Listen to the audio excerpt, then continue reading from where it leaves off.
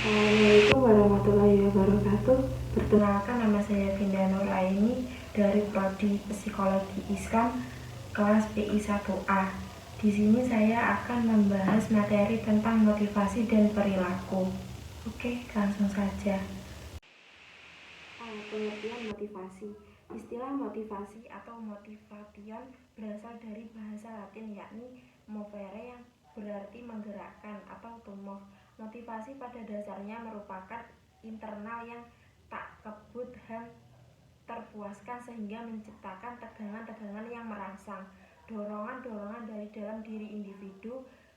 Secara etimologis, motivasi berasal dari kata motif. Dalam bahasa Inggris, motive berasal dari kata motion yang diartikan gerakan, yakni gerakan yang dilakukan atau dapat juga disebut perilaku manusia. Motivasi merupakan unsur penting dalam aktivitas kerja yang merupakan kekuatan pendorong terwujudnya perilaku. Motivasi dibagi menjadi dua, yaitu motivasi intrinsik. Motivasi intrinsik adalah motivasi-motivasi yang timbul dalam diri individu sendiri tanpa ada paksaan dorongan dari orang lain, tetapi atas kemauan sendiri dan tidak usah dirangsang dari luar. Misalnya, seorang siswa gemar mempelajari agama Islam, tidak usah ada yang mendorong. Nah, yang kedua, motivasi ekstrinsik adalah motif-motif yang aktif dan berfungsi karena adanya perangsangan dari luar. Misalnya, seorang siswa rajin mempelajari materi pendidikan agama Islam karena akan dilaksanakannya ujian. Untuk yang selanjutnya adalah menurut Woodward dan Marquis menggolongkan motivasi ada tiga, yaitu yang pertama motivasi yang berupa kebutuhan-kebutuhan organis, artinya motivasi yang berkaitan dengan kebutuhan-kebutuhan dalam seperti makan, minum, kebutuhan gerak dan istirahat.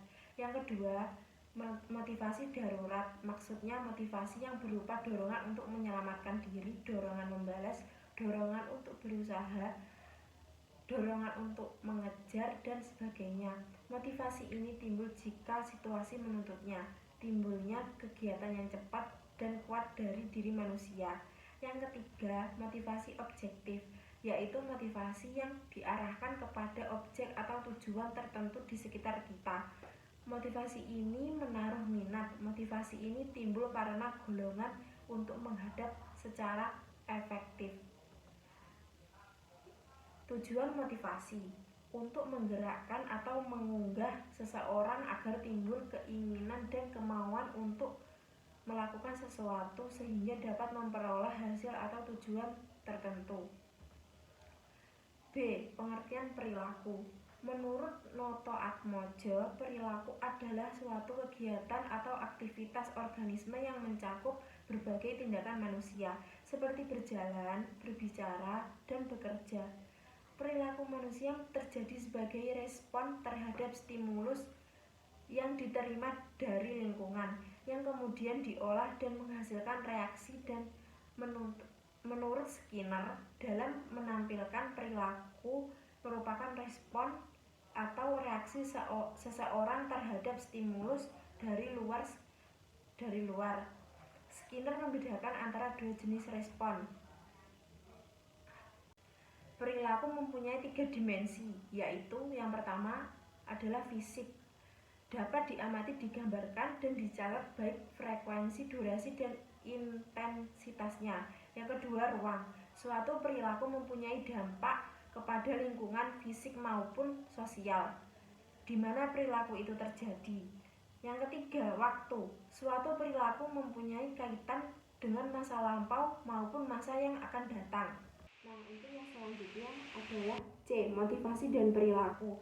Menurut Atzin 2005, berdasarkan teori perilaku berencana, intensi merefleksikan keinginan individu untuk mencoba menetapkan perilaku yang terdiri dari 3 determinan, yaitu yang pertama, sikap terhadap perilaku dipengaruhi oleh keyakinan bahwa perilaku tersebut akan membawa kepada hasil yang diinginkan atau tidak diinginkan. Yang kedua, norma subjektif, adalah pandangan atau persepsi orang terhadap kepercayaan orang lain yang mempengaruhi niat untuk melakukan atau tidak melakukan suatu perilaku. Yang ketiga, kontrol perilaku yang disadari keyakinan mengenai perilaku apa yang bersifat normatif atau yang diharapkan orang lain, dan motivasi untuk bertindak sesuai dengan harapan normatif tersebut membentuk norma subjektif dalam individu. Woodward mengungkapkan bahwa perilaku terjadi karena adanya motivasi atau dorongan atau drive yang mengarahkan individu untuk bertindak sesuai dengan kepentingan. Dorongan diaktifkan oleh adanya kebutuhan atau need, dalam arti kebutuhan membangkitkan dorongan, dan dorongan ini pada akhirnya mengaktifkan atau memunculkan mekanisme atau tujuan yang ingin dicapai. Konsep Woodward mempunyai 3 karakteristik, yaitu yang pertama, intensitas, menyangkut lemah dan kuatnya dorongan sehingga menyebabkan individu berperilaku tertentu. Yang kedua, pemberi arah, mengarahkan individu dalam menghindari atau melakukan suatu perilaku tertentu. Yang ketiga, persistensi atau kecenderungan untuk mengulang perilaku secara terus-menerus. Motivasi menurut teori hierarki kebutuhan Maslow. Kebutuhan fisiologis. Kebutuhan untuk mempertahankan hidup ini disebut juga dengan kebutuhan dari kematian. Kebutuhan akan rasa aman. Menurut Maslow, setelah kebutuhan tingkat dasar terpenuhi, maka seseorang berusaha memenuhi kebutuhannya yang lebih tinggi, yaitu kebutuhan akan rasa aman dan keselamatan. Kebutuhan sosial. Kebutuhan sosial yang sering pula ini disebut dengan social needs atau affiliation needs. Kebutuhan ini merupakan kebutuhan untuk hidup bersama dengan orang lain. Kebutuhan aktualisasi diri. Kebutuhan aktualisasi diri merupakan tingkat kebutuhan yang paling tinggi. Teori motivasi. Yang pertama, teori pendekatan evolusioner. Pendekatan evolusioner dalam teori motivasi mempelajari dan berfokus pada berbagai seleksi alam berbentuk pikiran, perilaku manusia, dan motivasi berkembang. Yang kedua, teori pengurangan dorongan melihat motivasi biasa dengan melalui konstruk dorongan dan kebutuhan. Yang ketiga, teori keterbukaan optimal. Teori keterbukaan optimal atau lebih dikenal dengan hukum Yerkes-Dodson adalah konsep dalam psikologi yang menjelaskan hubungan antara tingkat ketegangan atau arousal dan kinerja. Untuk yang selanjutnya adalah faktor-faktor motivasi. Faktor-faktor motivasi dibagi menjadi 2, yaitu faktor internal dan eksternal. Faktor internal yaitu persepsi diri, harga diri dan prestasi, harapan, kebutuhan, dan kepuasan kerja.